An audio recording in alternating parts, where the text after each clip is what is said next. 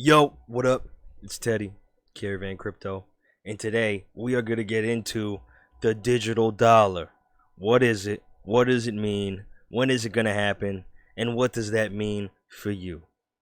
All right, so first we got to get into, the history of paper money in the United States. And the reason why we got to get into it is because I know people have like really short memories, right? And so they don't know that a reissuing of currency is possible or likely in the United States, and it's happened quite a few times. We're just going to look at some of the major events here. Okay, so first off, and you're going to have access to this website. It's going to be in the notes.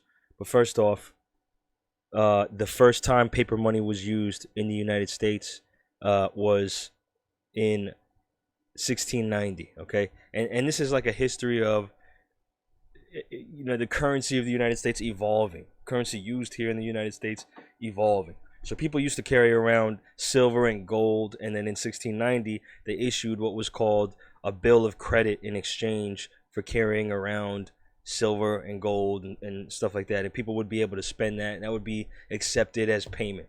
1775 they first started their own paper currency, the United States, but inflation was rampant. And so the continuous printing of paper money depleted the value of it. In 1861, two sides of the Civil War were financed with paper money, with different currencies, okay? But after the Civil War, both were replaced with national banknotes, and basically, it essentially just got rid of those two other different currencies.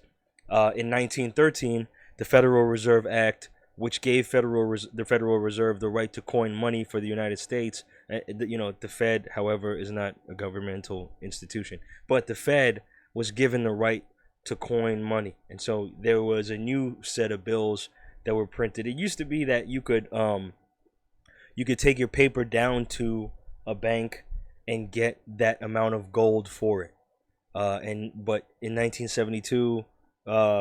Nixon got rid of he took us off the gold standard. So there's that. You know what I mean? And then in 96, new money bills were issued to make the paper dollars more counterfeit proof, and which is the majority of the money that you see in like movies and whatnot resemble that, the 1996 money, up until the late the 2010s, where in 2013 new money bills were issued to make paper dollars more counterfeit proof. And there's been a issue about counterfeiting money, right? Because it seemed to be really easy for counterfeiters to make copies that would pass of money, of paper dollars. And the reason is because it's paper, dude. It's just, you get the type of paper, and then you get a computer scan the face of a $100 bill, and boom, like you can print it now onto that paper, and to somebody who doesn't know any better, like that's what it's just going to be accepted. And today, like right now, today, counterfeit bills are getting passed off all the time in stores and all kinds of businesses. That's some of the problems with having a paper currency. So now in 2020, we have the issuance of, or at least the talk of, the digital dollar. Now, I've covered this in another video before, in other videos before, but the digital dollar and digital wallet bill surfaces in the United States Senate. And this was actually in a stimulus bill that was issued on March 24th, 2020. And you could find a copy of that full bill right here on this website. And this is Forbes.com, which I will leave a link to this as well, okay? But essentially, it said this here. Let me find it real quick. Sorry, went too far. Okay, from one institution that is likely most Americans have never entered, the Federal Reserve, to the post office, where sometimes daily visits can be part of a person's routine. This bill includes mandates for each agency to assist in the supply of a digital dollar wallets for all. The Federal Reserve may maintain digital dollar wallets, and for low-income areas where the Federal Reserve may not be able to have a branch, the Fed will partner with postal retail facilities to carry out this mandate. For access to the digital cash, ATMs will be provided in U.S. post offices. All right, now look. first of all, this was in March 24th, 2020, the stimulus bill. Like they were getting ready to implement this thing at the height of the pandemic. Maybe it's not the height, but when it was like when the panic was all in a frenzy and whatnot, right? And they got some serious pushback because of that. Central bank digital currency was something that is pretty radical for the government and politics in general. So, why is that? Why is it kind of radical? Okay, well we can kind of speculate on the reasons why a digital dollar would be issued and give you reasons, but we'll weigh out them in pros and cons because I don't want to get too political, or on my soapbox with it. Just want to relay facts, and then y'all could come up with your own decision from there. And these aren't even necessarily facts, but likelihood due to the technology of a digital currency, what can occur. And so keep in mind, right, when we use paper currency today, what happens is there's these things called treasury bonds that people invest in, and they're basically government-backed investments, and you earn an interest on funding the government through these treasury bonds. So what a treasury bond is you buy them, and the government uses that money to operate the government, with that money, right? And that's like a loan, and then the government has to pay that back, and they give you your money back on your treasury bond with interest. When new money gets printed, they take that money and they go and buy treasury bonds from people who already bought them. They buy them back, and they give them the money that they're owed plus interest, and then those people take the money from the treasury bonds and put them into what do you call it? They put them into the bank, and that's how money gets issued to the bank. And then the bank takes that money and loans it out, and that's how new money enters our system. Now look, July 6th, 2020, Arca gets, which is a kind of, there's like a blockchain based assets like company or whatever, right?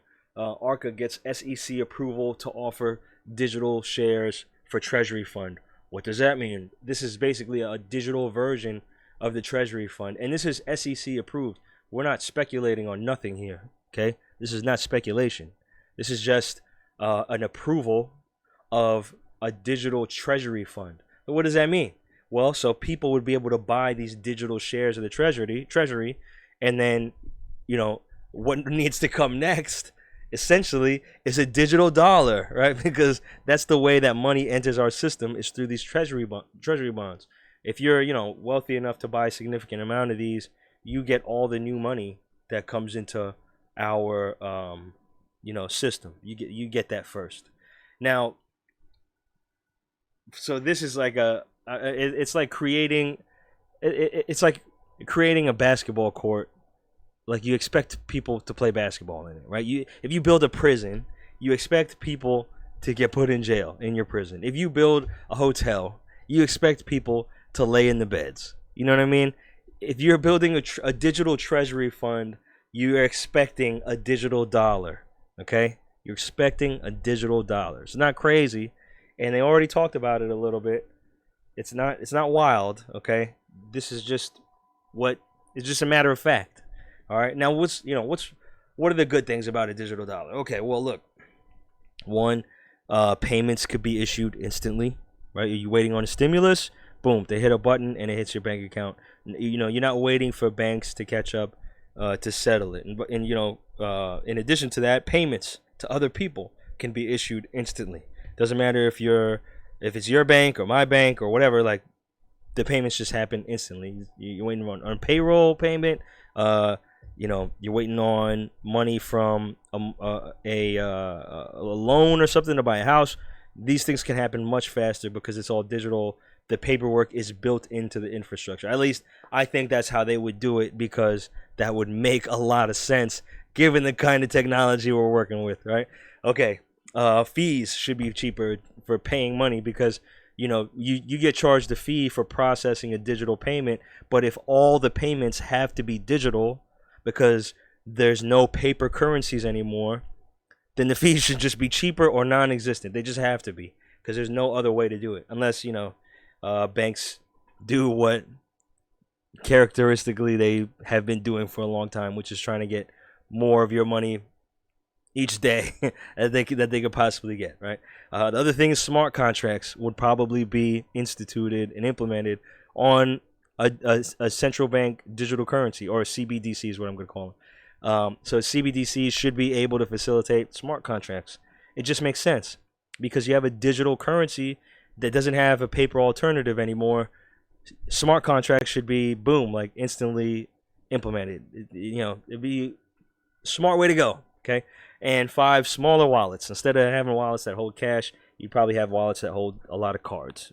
Now, let's look at some of the cons. Okay. 1, old people will have a tough time using it. It's true.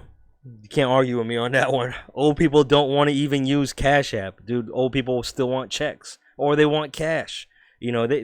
Old people want to go to the bank, turn the check into cash, and then deposit the cash into the bank.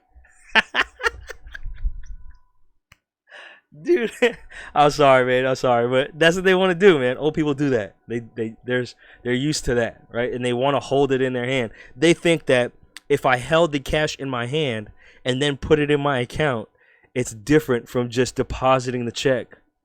You know what I mean?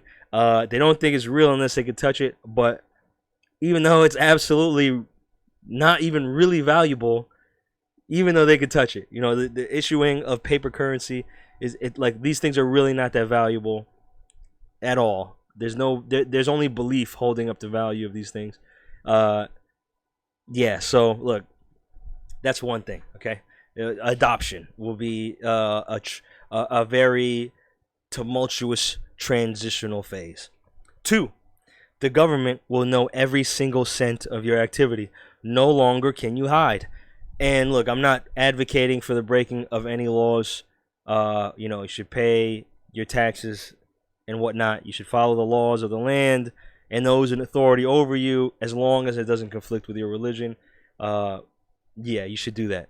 But in this scenario with the CBDC, the government will know everything that you do. There's going to be no way to hide it. You can't play games with taxes anymore. And instead of the IRS and other agencies having to scour all these different ledgers for payment activity that seems out of the ordinary, they'll just have one ledger. Most likely a program that will compile your taxable event activity into something that is a rough estimate. And this could be good or bad, depending on who you are. But at the end of the day, we have no say in how our tax money is used, really. And to me, I don't like that part. They also may even take the taxes at the time of the taxable event. And this really applies to people who are business owners, because that can be an issue if that's implemented. And I really think that a lot of this will get rolled out in stages. They won't just drop a digital currency and then drop all these regulations. They'll warm people up to the idea of all these things. But either way, when they decide to implement it, there'll be no way to stop it. It's all digital. You can't stop it. There'll also be a full record of anyone you support. Any person, any entity, any organization, and an administration, a presidential administration, could do what they wish with that information. All right? Good or bad? I don't know. Will law enforcement have access to it? That's a pretty fair question. Will law enforcement have access to the information on this ledger for your payment activity? If they want to prove that you purchased ecstasy from this guy that they just arrested, they'll just be able to go down the list of people who sent him money or her money, and boom, now you got a case, even though you may have paid dude for, I don't know, making a picture for you. I don't know, but that opens up just a whole nother set of things. An instant deletion of access to your account is possible, right? Because we're not working with a blockchain. It's not a distributed ledger. It is a centralized ledger. So with centralized ledgers, like, yeah, I can, John Smith, I don't like you, and so your account now has 0, or your account is frozen. And it's not like, you'll have one digital dollar account over here and one over there. Nah, you'll probably just have one for your ID, and that'll be the only account that you have. You know, that in reality, I really think that that's how that would probably go. You know, are you arrested, imprisoned, wrongly or falsely accused? Too bad. You get locked out of your account. It's just literally the hit of a button. And if law enforcement directly has access to be able to do that, oof, you know, we're talking about a very, you know, a very overreaching set of powers to have. Okay, hacks. Hacks on hacks on hacks on hacks. Hackety. Hacks like crazy because it's centralized. It's not decentralized. Okay, this ledger, the CBDC, going to get hacked. Guaranteed. Dude, the CIA, the FBI can't even keep their regular data from being leaked. Regular data. Okay, just information on a piece of paper. Imagine a ledger on a server where people are having to access this information repeatedly, many millions of times a day. Like, nah, bro, it's done. Like, these things are getting hacked like crazy. Tons of hacks, tons of scams, because it's not a blockchain, it's not distributed, and it's not decentralized. 7, inflation. If you thought inflation was hard when they had to print money, imagine digitally manufacturing it. Okay, yeah, it's like this is a real thing, right? You know, you can live and work and save in this currency, but because somebody else is making that digital money printer go brrr, you now devalue your savings is devalued. Okay, this is a real thing to look out for. Now, what does this mean for you? I'll be honest, okay? Just be straight up with you.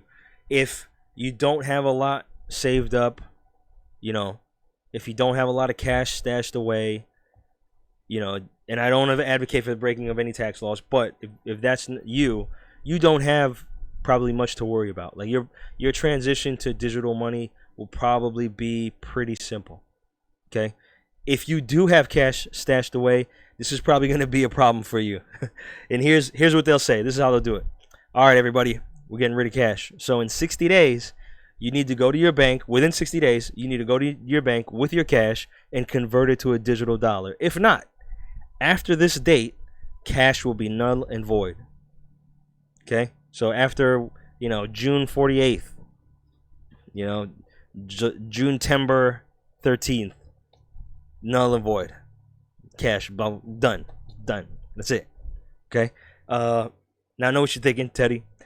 Unless you're a drug dealer, you shouldn't have all that cash anyway. It's not true. Okay? Cash businesses largely save money in cash. Okay? Do you think restaurants that get paid in cash report all of it? Or cab drivers? Or any other business where they accept cash for most of their stuff? Do you think that they report it all? Nah, they don't. Okay? They just don't. Do you know how dirty the books are for a car dealership? Or a jewelry store? It's dirty. They're not reporting everything. Because they just don't want to pay, you know, crazy high taxes on their earnings. I get it. And I'm not advocating for the breaking of any laws. But I can empathize with your decision not to do that. I would expect that if we lived in a society where everybody was extremely satisfied with the government provided services and amenities that we have, you know, I could see people voluntarily, happily paying taxes, you know, giving their fair share to the government, who in turn provides so much for the good citizens of this country. You know, I think that they wouldn't hide the money. I don't think so. I think that, you know, or at least it would be a lot less than what it is today. But, you know, it's not crazy to think that over 20 years, a mom and pop shop might have $50, $60, $100, $200, or $400,000 in cash tucked away somewhere, buried in the backyard, stuffed in a mattress, you know, piled into a wall with the sheetrock on it, or whatever, however they do it, in a safe, buried under this secret room in the basement. However they do it, I don't know how they do it, but it's not crazy to think that they, you know, don't have that cash tucked away. Now, if a digital dollar pops up, and, you know, they say, all right, after this date, cash is null and void, these people got to do one of two things. they either got to lose the value of that cash or they got to walk into a bank and report it.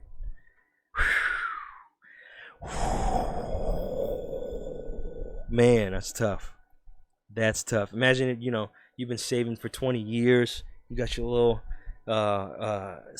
backyard buried paper money, and one day, the government issues this warning saying that it's a wrap for you. You either need to come in with that bread and put it on the books, or lose it. It's gonna be tough for some people, And the only way that I could think of someone, being able to still maintain the discreetness of their ownership over those funds while holding on to or possessing the value of those funds. Only thing I could think of is you either buy some kind of asset, gold, crypto, or something of value with that money in cash, in person. And if the person who is selling it to you is smart, you got to issue a receipt to that person or they got to issue one to you, for selling that asset, so that they could go in with their money and exchange the money. Okay? And that's the only thing I could see for anybody, wanting to escape that kind of, the losing of that money, escape that penalty there. But yeah, the digital dollar is coming for sure. I don't know when, but it's on its way. It's going to be very much like a Cash App. It's probably not as good in terms of the interface. It's from the government, right? So they don't do any interfaces good at all, anytime, anywhere, for anything. Probably not going to be that good of an app to work with, but it's going to be there. And then once that happens, lots of other countries are going to follow suit for sure. But we begin to now compare digital money to cryptocurrency in real time. And I think that the CBDC, the central bank digital coins, they are going to be a great real life, real world experiment on what's better to have, CBDCs or cryptocurrencies, specifically Bitcoin.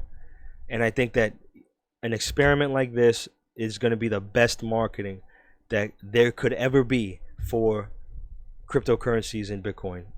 No doubt about it. Because you can't hack it. You can't hack it. No one controls it. And your wallet, at least for Bitcoin, is not tied to you. So nobody knows if that's your wallet. When on the other hand, it is completely centralized, so you can hack it. Someone controls it, so they can be very irresponsible with the kind of power that they have. And because it's the government, there's hardly any recourse that you can have for it. And think about it. People are getting shot by government employees on video in the street in ways that are unwarranted, and you can't even put them in jail. And in many cases, they don't even get charged. I think it's like 97% don't even get charged. So, to think that you have some kind of grievance that you can really express that would get heard and then responded to from the government in terms of your digital money, I just wouldn't bet on that kind of system being accurate, being fair and equitable. I wouldn't. Sorry, I can't do it. Not with the track record, not with the history that the United States has. But yeah, that's a major problem for having a digital currency. For having a currency that everybody uses, that's a problem. And with Bitcoin and cryptocurrencies, you don't have that problem. That doesn't exist because no one controls it. No one owns it. No entity, no individual, no military, no government, no bank, no corporation owns Bitcoin. It runs on its own by the contributions of everybody in the community. That's it. Big difference. So yeah, when it comes, we'll see. We'll see what happens. And I think that in the end, it'll be a clean glass next to a dirty glass. And I'm positive people are going to choose the clean glass, which is Bitcoin or other cryptocurrencies. But yeah, those are my 2 cents. Hope this was valuable. I hope this gave you guys some insight. And yeah, be safe. Peace.